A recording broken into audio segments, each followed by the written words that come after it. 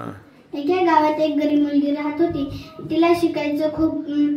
मग तिची मम्मी तिचे पप्पा वाले होते. तिची मम्मी नव्हती, ती एकटीच होती. ती खूप गरीब होती. ती रोज शाळेला जात होती. मग एक दिवस तिचे मास्तर म्हणले की तू शाळेला येत जाऊ नको, तू शाळेची फी पण जमा केली नाही आणि तुझे मम्मी पप्पाला पण शाळेत आणत नाही.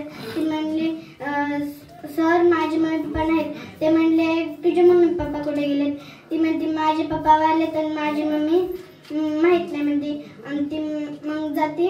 तिला तिथं एक बाई दिसते आणि त्या बाईला म्हणते, ती बाई आईस्क्रीम खात बसली होती. ती बाईला म्हणते ए बाई तू माझी मम्मी होशील का? ती म्हणते नाही, पहिलं मला एक आईस्क्रीम दे.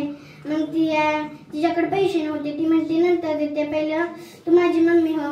मग तिची मम्मी होते आणि घरी जाते आणि तिथं एक माणूस असतं. त्याला म्हणते तू माझा पप्पा होशील का?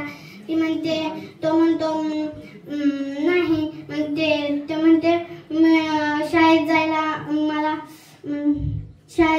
पैसे नाही. मग तू पैसे देतोस का? तो म्हणतो नाही, मी तुझा पप्पा होऊनच चलतो. मग ते जाते तर त्याचे मास्तर पण खवत नाही आणि पैसे पण देते.